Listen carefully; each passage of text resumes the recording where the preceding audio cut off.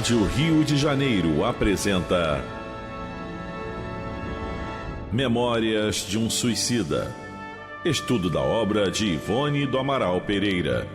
Viver é a única opção. Valorize a vida. Apresentação: Berenice Lima. Olá, que bom, mais um momento aqui juntos. Dando continuidade a esse capítulo do livro Consolador, que a própria Dona Ivone escreve as experiências dela, e nós estamos no capítulo que fala aos jovens espíritas. Ela está fazendo um apanhado da importância do jovem, inclusive os jovens que Jesus convidou. Porque muitas vezes o jovem na casa espírita, o jovem na religião, ele está muito associado à arte, à música, mas nós precisamos colocar os jovens para estudos. Inclusive tem um livro que se chama Juventude Interrompida, que esse livro é da Federação Espírita do Espírito Santo, e os jovens é que eles constroem, né, o próprio encontro dos jovens. E aí, com isso, eles são forçados a estudar, porque nós aprendemos mais quando nós precisamos estudar para passar o conhecimento. Então, esse grupo de jovens, ele se reúne ao longo do ano, montando o encontro dos jovens. E, com isso, atraiu o quê? Espíritos que haviam desencarnado jovens. E aí, começou a haver essa, digamos assim, essa aproximação muito forte. Resolveram fazer reuniões mediúnicas e esses espíritos começaram a falar que eles gostariam de participar da construção dos encontros com os jovens, porque eles queriam falar deles, da última reencarnação, como jovem que não deram importância à vida e, de alguma forma, desencarnaram antes do tempo, né? E aí se chama Juventude Interrompida, e tudo isso para incentivar o jovem a estudar. Então, nós precisamos trazer essa ideia. Lá no nosso trabalho, lá no abrigo, a evangelização é sempre assim. Uma turma prepara a aula para a turma do lado. Os mais velhos para os mais jovens. Porque eles estão sempre ao invés de ficar recebendo conhecimento, eles vão estudar para concretizar um ensinamento para passar para a turma do lado. E aí, com isso, nós vamos fixando esse estudo, né? E nesse capítulo, aos jovens espíritas, ela vem falando dos jovens ao tempo de Jesus, e ela dá sequência, falando agora do João Marcos, por sua vez, outro evangelista, era um rapazote ao tempo de Jesus, adolescente, quando se iniciou nos serviços do Cristo com seu amigo e instrutor Simão Pedro. Estevão, a mais doce e comovente figura daqueles dias difíceis, o primeiro mártir do cristianismo, depois do próprio Jesus, era pouco mais que adolescente ao ser lapidado. Jovem também era o grande Paulo de Tarso, ao se dedicar à causa de Jesus para todo sempre. E as testemunhas, né, da morte de Estevão, tomando-lhe as vestes, a expuseram aos pés de um mancebo chamado Saulo. Esclarecem os versículos 5:5 a 5:8 de Atos dos Apóstolos. Isso aqui ela está lendo, né, se referindo aos Atos do Apóstolo, onde aqui está afirmando que o Saulo, naquela época, ele era um jovem.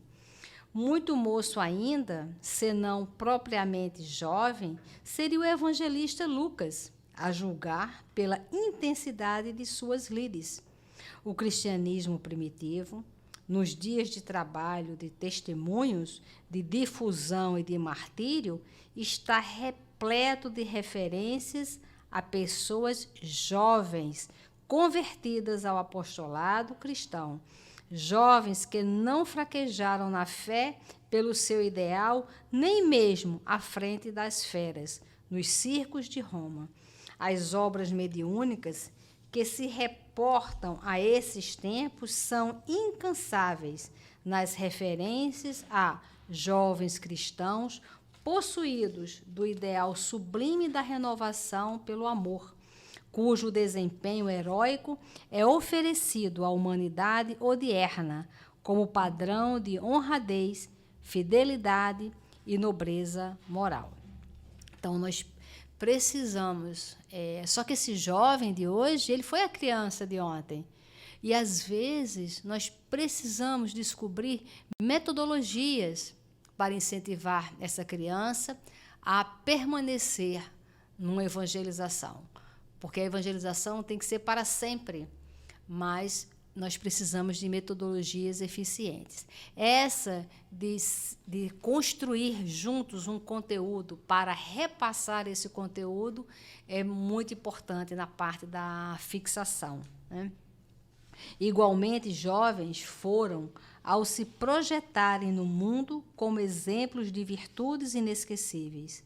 Francisco de Assis, chamado o Cristo da Idade Média, o qual contava 20 anos de idade quando vozes espirituais o advertiram, lembrando-lhe os compromissos firmados como Senhor ao reencarnar.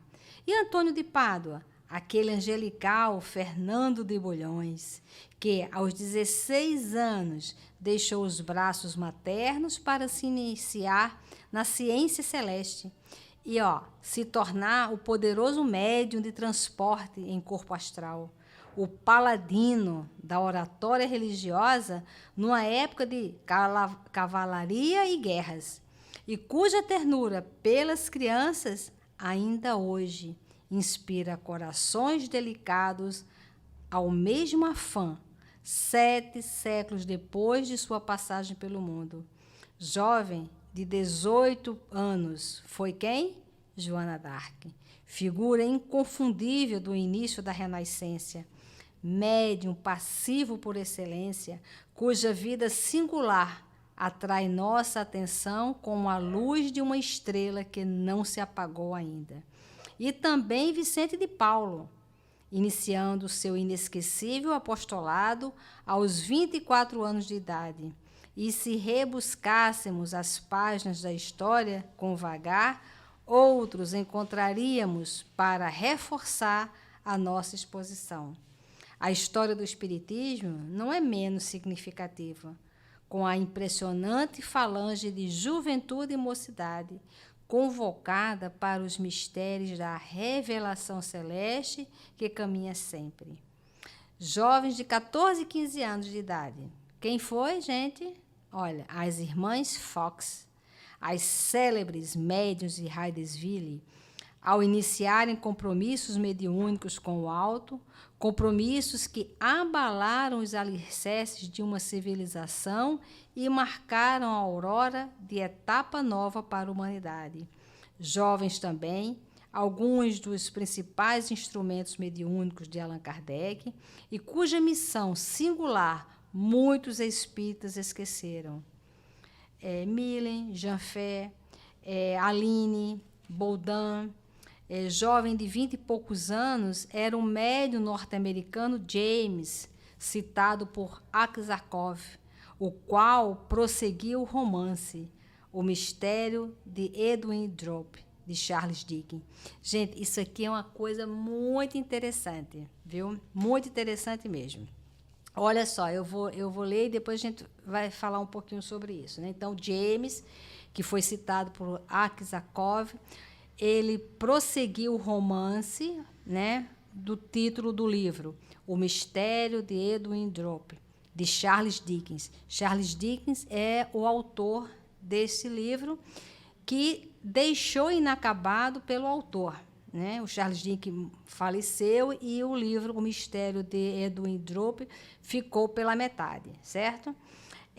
Fato único na história da mediunidade. Até hoje, jovem, a célebre médium de Alexandre Aksakov, Elizabeth de Esperance, que, desde menina, falava com os desencarnados e que se tornou, posteriormente, ainda na juventude, um dos maiores médiuns de efeitos físicos e materializações de espíritos de todos os tempos. Então, ela vem falando aqui de dois, né, da Elizabeth e desse rapaz aqui que Charles Dickens escreveu o livro e morreu e deixou pela metade. Então, um médium, né, um jovenzinho, mecânico inclusive, ele deu seguimento na história do romance. O Charles Dickens, quando desencarnou, como espírito, atuou num médium jovem e terminou o romance dele. Jovem também a não menos célebre médium de William Crookes, que materializava o espírito de Kate King, Florence Cook, que, com a sua extraordinária faculdade, ofertou ao espiritismo e ao mundo páginas fulgurantes e inesquecíveis com aquelas materializações, tão jovem que só mais tarde contraiu o matrimônio. Também desfrutando plena mocidade, foi que a lúcida intérprete do espírito de Conde Rochester, Condesa Krzyżanowski, obteve os romances brilhantes que arrebanharam para o espiritismo tantos adeptos. Jovem de 21 primaveras era quem? Leon Denis, o grande pensador espírita que tanto enalteceu a causa, ao iniciar seu labor no seio da doutrina dos espíritos, e também Camille Flammarion, o astrônomo poeta, outro médium de Allan Kardec. Então, ele está falando aqui de muitos jovens, só que esses jovens foram incentivados, né? E nós precisamos. E sempre se fala, a juventude está perdida. Isso, desde lá de Sócrates, que se fala a mesma coisa. Mas não são todas as pessoas, né? Nós temos que identificar os jovens e incentivá-los a isso, a uma espiritualidade. Só que o jovem, ele precisa estar desde a base da infância, porque muitas pessoas falam, nossa, os jovens, os adolescentes dão problemas, mas muitas vezes vai dar problema na adolescência um reflexo da semeadura na infância. Nós não podemos plantar uma coisa na infância e querer colher outra na adolescência e na juventude. Nós precisamos investir maciçamente nas nossas crianças, as questões morais, as questões íntimas. Nós precisamos ser para a criança aquilo que nós queremos que elas sejam quando adolescentes, quando adultas. Essa mudança tem que partir, dos adultos pensantes, que nós já vivemos, nós já tivemos essa trajetória. Nós precisamos mudar o rumo da nossa história como humanidade, né? Nós precisamos ajudar nessa transformação do planeta de provas e expiações para a regeneração. Nós precisamos ser os exemplos que nós queremos que os governantes sejam. Nós precisamos ser o exemplo na prática do que a gente quer que seja o nosso vizinho. Se nós não fizermos isso, se nós não agirmos pelo amor, nós não vamos a lugar nenhum.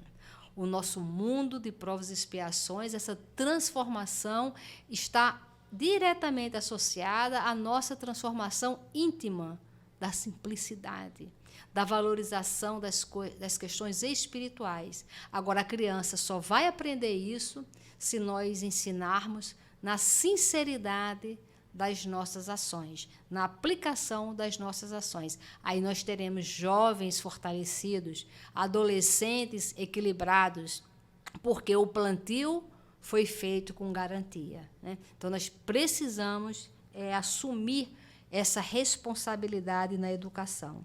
E ela continua, no Brasil, não menos jovem, de 21 anos, ao se iniciar no intercâmbio com o invisível, foi o médium Frederico Júnior, cujo apostolado quase sublime é desconhecido da geração espírita da atualidade. Muito moços ainda, se não propriamente jovens, eram Fernando de Lacerda, o psicógrafo mecânico que escrevia com as duas mãos páginas de clássicos portugueses, enquanto conversava com amigos ou despachava papéis na repartição em que trabalhava. E Carlos Mirabelli, produtor dos mais significativos casos de materialização de espíritos em nossa pátria, pois que ambos nem mesmo esperavam a velhice para descansar. Carlos Mirabelli, eu super recomendo o livro.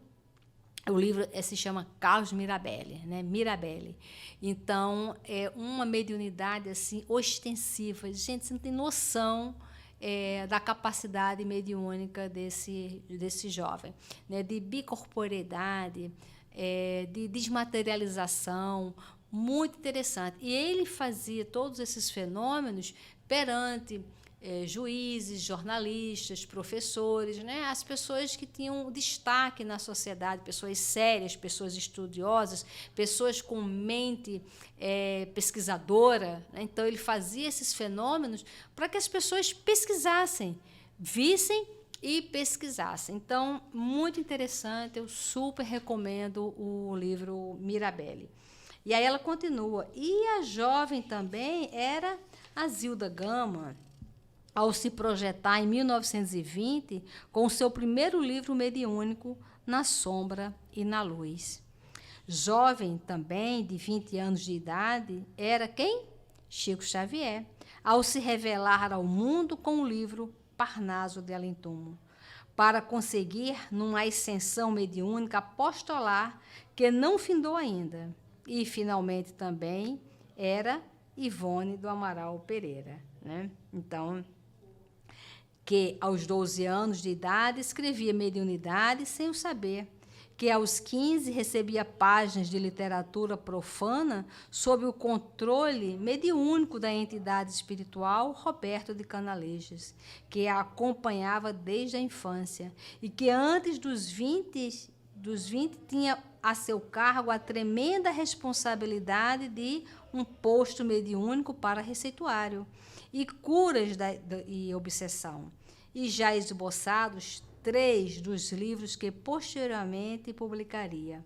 Ambos, Francisco Xavier e Ivone Pereira, já aos 5 anos de idade, viam os espíritos desencarnados e com eles falavam, supondo os seres humanos, tal como Elizabeth da Esperança.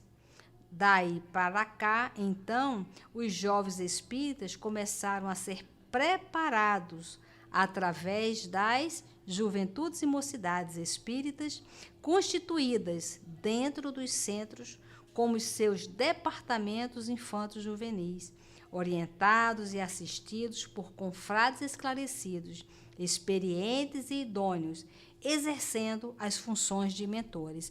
Então, nós precisamos, sabe, assim, ficar engajados na questão de abraçar, de acolher, de convidar os jovens, os adolescentes, as crianças, principalmente no campo da razão. Hoje, o nível de informações que esses jovens acessam através da internet são inúmeras.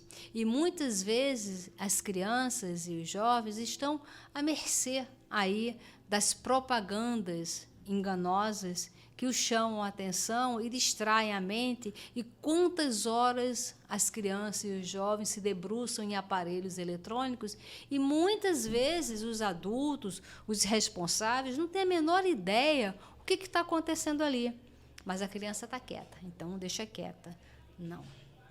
Criança quieta, minha mãe já falava, criança quieta tem algum problema. Que problema é? O que ela está vendo? O que ela está... porque muitas vezes, com esses joguinhos eletrônicos, às vezes a pessoa fala, nossa, a criança é muito inteligente, porque ela joga aquilo, mas às vezes não é inteligência, ela apenas dominou aquela arte da repetição e fica ali repetindo de uma fase para outra no jogo.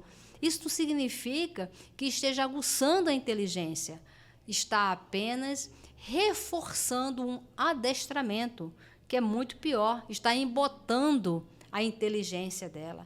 Criança tem que ter contato com livros, com histórias abstratas, para criar um mundo abstrato, para lidar com o bem e o mal, para saber fazer escolhas, para avaliar personagens. Nós precisamos resgatar essas crianças dessas hipnoses eletrônicas, que traz um conforto no primeiro momento para o adulto, porque a criança está quieta, mas vai trazer um tormento muito grande no futuro, Primeiro, pela responsabilidade, né, dos adultos, dos responsáveis, dos pais, por aquele espírito que reencarnou para aprender. Então, vamos rever, gente, as nossas prioridades. E se a gente focar, né, que o espírito reencarnou para avançar, isso vai dar para a gente um outro norte. E aí a Ivone continua falando que entre inúmeros jovens, outros que poderíamos ainda citar, temos Leopoldo Cirne, que aos 21 anos de idade foi eleito vice-presidente e aos 31 presidente da maior organização espírita do mundo, a Federação Espírita Brasileira. Como vemos, pois, cristianismo e espiritismo são doutrinas também facultadas a jovem. E, mercê de Deus, parece que todos eles, pelo menos os acima citados, não negligenciaram na multiplicação dos talentos, pelo Senhor confiados aos seus cuidados. Acreditamos que as instituições denominadas Juventudes e Mocidades Espíritas facilitarão, sim, muitíssimo, as tarefas dos jovens da atualidade e do futuro. Tarefas que, para os do passado, foram cercadas de espinho e sacrifícios, de dramas e até de tragédias. Que Deus vos abençoe, pois, jovens espíritas, tende a mão no arado para lavrar os múltiplos campos da seara espírita. Elevai bem alto esse farol imortal que recebestes imaculado das mãos dos vossos predecessores. Sede fiéis guardiães desta doutrina, que tudo possui para tornar sábia e feliz a humanidade. O futuro vos espera, fremente de esperanças, e o passado vos contempla, animado pela confiança. Então, ela está fazendo aqui essa convocação, né, inclusive para o trabalho. Lá no nosso trabalho, lá no abrigo, né, por exemplo, as crianças, quem limpa o banheiro das crianças são as crianças. Né? O adulto não vai lá. Nós temos o banheiro do adulto, o banheiro das crianças e o banheiro dos adolescentes. Então, as crianças limpam os banheiros delas, né, até uns 7 anos, até uns 8 anos, mais ou menos. E de 9 anos para cima são os pré-adolescentes, os adolescentes, eles também limpam os banheiros. Tem uma escala, então a turma da tarde limpa o banheiro para que no dia seguinte a turma da manhã chegue com o banheiro tá limpo. E a turma da manhã, antes de sair para a escola, limpa o banheiro para a turma da tarde chegar. Então, é nessa tarefa, nesses trabalhos, que nós vamos ensinando ali na prática o quê? O respeito ao próximo, para que a outra pessoa, quando chegar, o banheiro esteja limpo e organizado. E todo mundo que sai do banheiro tem que deixar o banheiro muito limpo, porque o que vem depois precisa estar com o banheiro organizado. Então, isso é evangelizar, isso é colocar na prática para que ele pense o seguinte, olha, se eu vou usar, e o meu próximo? Quem é meu próximo? É o que foi entrar aqui no banheiro. Então, as salas de aula, né, lá no nosso abrigo, quem limpa é o educador junto com as crianças. O pátio é muito grande, então dividimos o pátio em setores. Então, cada dia uma turma ocupa um setor para varrer, porque são muitas folhas que caem, né? E na horta, eles têm que ir lá na horta buscar o alimento e entregar na cozinha. Mas antes de entregar, tem que lavar. Para quê? Para facilitar o trabalho das pessoas que vão cozinhar o alimento para todo mundo. E com isso nós vamos colocando na prática a doutrina espírita. Nós precisamos trazer para essa criança a responsabilidade da casa, da arrumação da casa, da responsabilidade com os brinquedos, né? Porque senão nós vamos dando facilidades por demais. Quando chega na adolescência e na idade adulta, essa criança não sabe lidar com o não, com o conflito, com a perda. E aí, qual é o objetivo dos pais? Qual é o objetivo dos adultos? Educar. E aí nós perdemos essa imensa oportunidade. Então vamos seguir aqui o conselho da Dona Ivone e muita paz. A Rádio Rio de Janeiro apresentou Memórias de um Suicida, estudo da obra de Ivone do Amaral Pereira. Viver é a única opção. Valorize a vida.